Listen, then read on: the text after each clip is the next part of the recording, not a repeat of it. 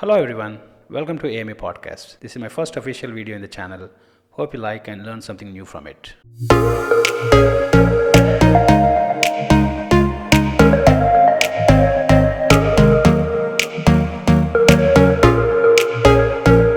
Today I want to talk about the fascinating world of artificial intelligence. AI has witnessed an incredible leap in the recent years, especially post ChatGPT revolution. And there is a lot of noise about these AI systems and chatbots over the internet, corporate companies, basically all over the planet. So I am curious, do we really need to worry about these AI systems and chatbots? Does it gonna take over our jobs? These are the stories we've been hearing in the internet, and some of them claim that AI systems may surpass the human capabilities, and it sparked the conversations which creates the anxiety and fear of unemployment, automation, AI dominance, etc. There is a plenty of information available out there about these AI systems and chatbots, which is great, but there is some information which is really confusing and misleading the people, and creating certain anxiety about these chatbots and AI systems. So I feel there is a strong need to bring some clarity over facts and myths about these AI systems and chatbots. I'm here, to cut through the noise and offer you a pragmatic view of these AI systems and chatbots and explore the key distinctions between what is a narrow AI and what is the artificial general intelligence, which is popularly known as AGI. When people talking about these narrow AI technologies like GPT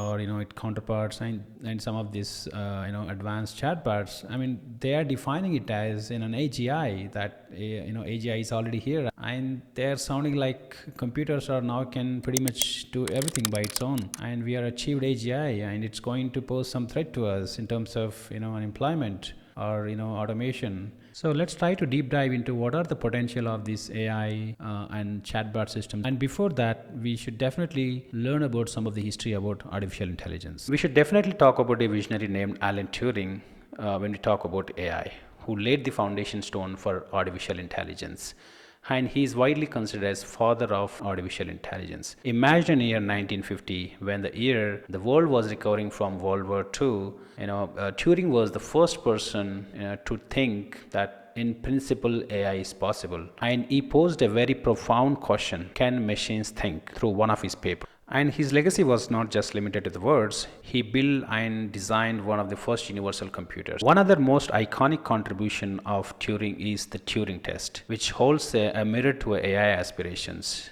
Turing test is a phenomenal benchmark test, which engages these AI and chatbots in the conversations and figures out whether it's a human-based or a computer-based conversation. And this is a test that is still being used in today's AI landscape, including ChatGPT and its counterparts, and it's shaping the AI landscape. So, what is AI? To simply put, it's a computer program that can perform a task that would typically require a human intelligence, like understanding the natural languages or understanding the patterns or making the decisions.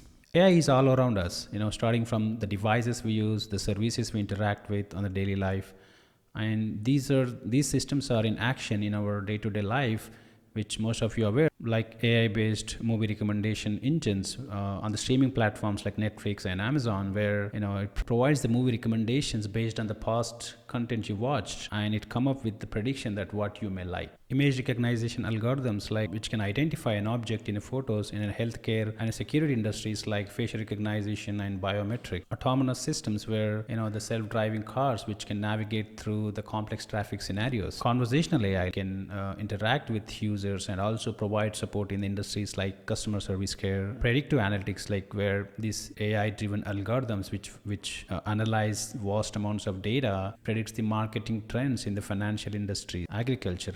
I mean, the possibilities are seems to be endless. However, all these advancements in AI today, what we call is a narrow AI. More or less, they are all a pattern recognition systems, systems that excels in the specific task. Hence, it's called a narrow AI, which is also called as a weak AI. It doesn't have a general problem-solving capabilities like a human. For an instance, a narrow AI can play a chess at a grandmaster level, but it cannot have a conversation about the history. It cannot compose a symphony. Or achieving AGI, the artificial general intelligence, require a human-like cognitive abilities, allowing it to perform any intellectual task which typically a human perform. However, achieving an AGI is an immensely complex challenge that require several technical and philosophical obstacles. And I think we are nowhere near to AGI anytime soon. Even if things like these advanced chatbots or AI platforms are getting better at imitating humans perfectly, but it won't be anything closer to an AGI soon.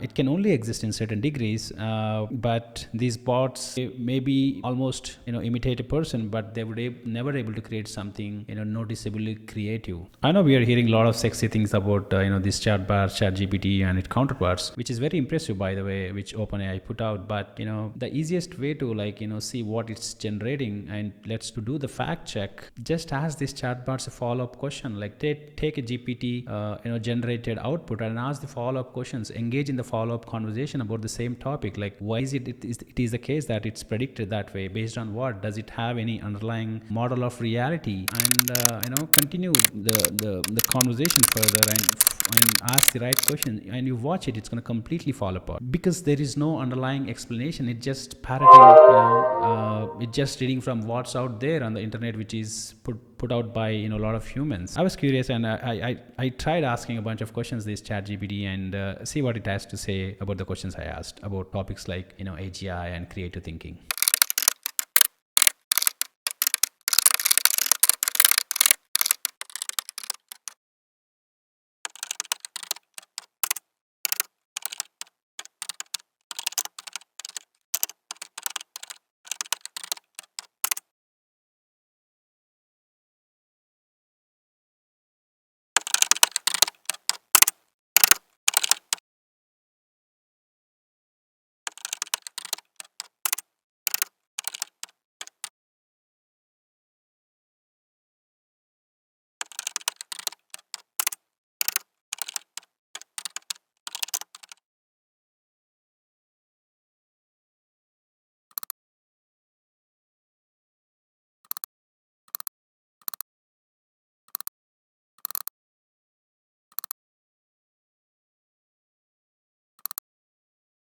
And these chatbots are not something new.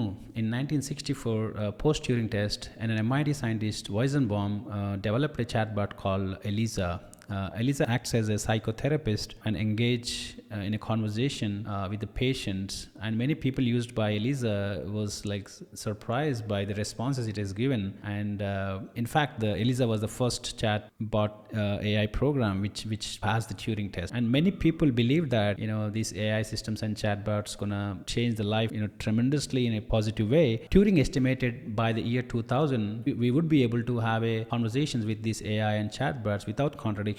Well, 2000 here came and gone, and we are here. Like there are not significant progress in terms of AGI. No doubt, these AI systems gonna make our life better in several fields. Like probably it can bake a cake for us, or it can babysit our kids, or maybe it can act like our dance partner and solve an equations. Several other areas, and of course there will be huge amount of automation gonna roll out from these AI systems. But I think they are gonna replace only non-creative jobs. When it happens, people will eventually move on to the better subsequent creative jobs. I mean, it might take away few jobs like web designing and few in a few areas, but just look at the history. Automation is not something new. It's been there from industrial era to autonomous cars. I believe it will only free up the people doing the mundane things, and people will eventually move on to the subsequent highly paid creative jobs. I mean, people are bragging about unemployment, automation, but hold on a second.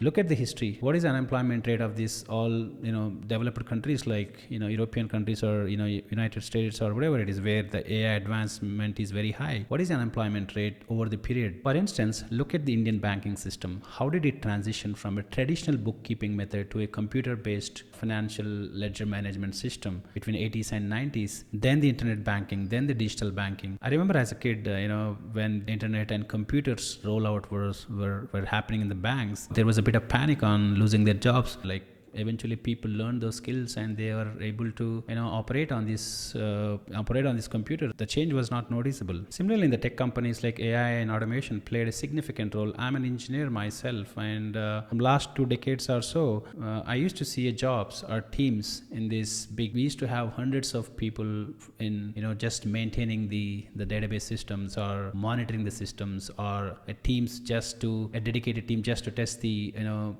software, which we used to call as a testing team, and like several other areas. Where are those people? Like all these jobs are gone today. Only the very small portion of people are maintaining the huge amount of systems like in big data, and all this testing process is being automated.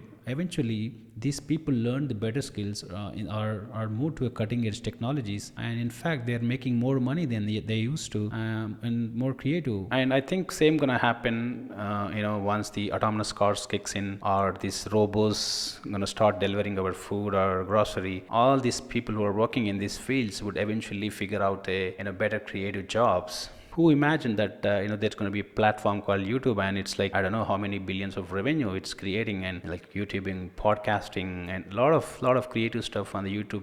I'm just mentioning YouTube, but there are plenty of creative platforms out there. So the point is, human has a potential to solve or do the infinite number of things as we evolve. Even the smartest AI programmer on the planet can only put the finite number of things in the program, and he or she will be exhausted with the list of things what human can perform. AI will never accommodate something not in the programmer's list. More importantly, why AGR creative thinking is something not programmable anytime soon, because to model the general intelligence, we run into a bunch of problems. Number one, first of all, we don't know how the human brain works. All the computation in the human brain is going on, based on, this machinery on the neuron and, cellular level. Like there are hundreds and thousands of these neurons and cells are communicating, and the intelligence is going on the level of the cells in the neurons, and which is of course connected to the brain. That's how intelligence or knowledge has been created, is to model these tons and tons of data from each individual brain. It's itself is an humongous, a complex task, which probably best estimate is it might take 50 years or more to simulate the perfect brain. Second, we don't know how the creativity, the free will, knowledge creation, more intelligence, and more importantly, how the consciousness works. The scientists are trying to understand what is this thing called consciousness. How does it works? And no one still not able to figure out what consciousness is. And can someone write a program for a consciousness? So if we don't understand consciousness, how can we program it? My point is, the field of AI has made significant progress in some of the the mundane things, the pattern matching things. However, solving an AGI requires, or there is a limitation, or there's an unsolved philosophical and technical problem out there. Once that is solved, then AGI is maybe possible. People are cosmically significant with an IQ in the genetic code in the DNA. Just like humans, if machines were able to evolve and self-learn and self-intelligent and design an evolutionary algorithms, then once it designs this evolutionary algorithms, it settles in its own machine DNA, then there is a possibility. AI will always depends on the explanations, how it's work. If there is a designer, if there is a programmer, it's not if the AI itself designer, then it's an AGI. Basically not depending on, any test like Turing test. A general purpose solver is what we humans are, and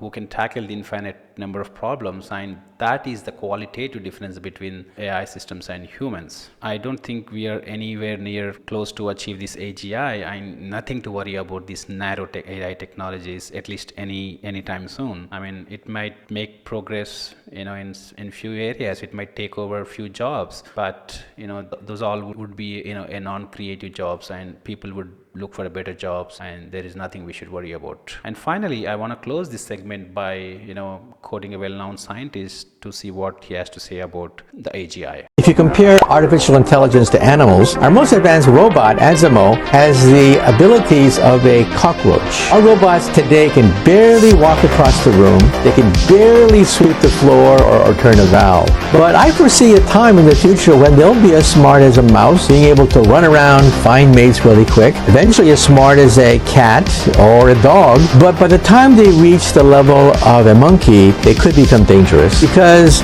monkeys have a self-awareness. They know they are not human. They know they're monkeys. Now, dogs are confused. You see, dogs think that we are the top dog and they're the underdog. We're part of the same dog tribe, the dog pack. Dogs are confused about who they are, but monkeys, they know they're not human. Once robots become as smart as monkeys, then I think we should put a chip in their brain to shut them off if they have murderous thoughts. Must scare the shit out of me. All the experts I spoke to agreed that the idea of a general intelligence taking over the world is miles away. So it's not going to happen soon, is the general point, I think. So I would disagree with him on that. I see AI as a helpful tool when you can't otherwise get something done as well as you could, but not as a replacement for your own learning. I don't see that. With whatever was my last published searchable content on the internet, new ideas are not yet online. So I'd like to see AI invent new understandings of the laws of physics. I haven't seen that yet. What year do you think we'll have a superintelligence?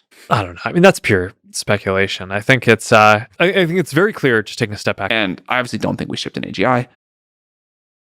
If you really want to deep dive in this topic and why AGI may not be possible, I would like to recommend some of the resources I refer to. I'll put it down in the link description. There's a book called A Beginning of Infinity. There is a chapter which clearly explains what are the fundamental problems we run into to achieve the general intelligence like human. So I think we are nowhere near AGI, and there is nothing to worry about automation, unemployment. Yeah, of course, there would be certain jobs would be gone over a period, but there is not going to be any tremendous level of unemployment or things that AI systems will take over. So relax. I mean, there are a few things I worry about, like I think the way it's progressing, it's creating a knowledge that we are not intending to create, like a fabrication, impersonation. So these kind of areas I would worry and cautious about. But I think here governments of all countries should play a role on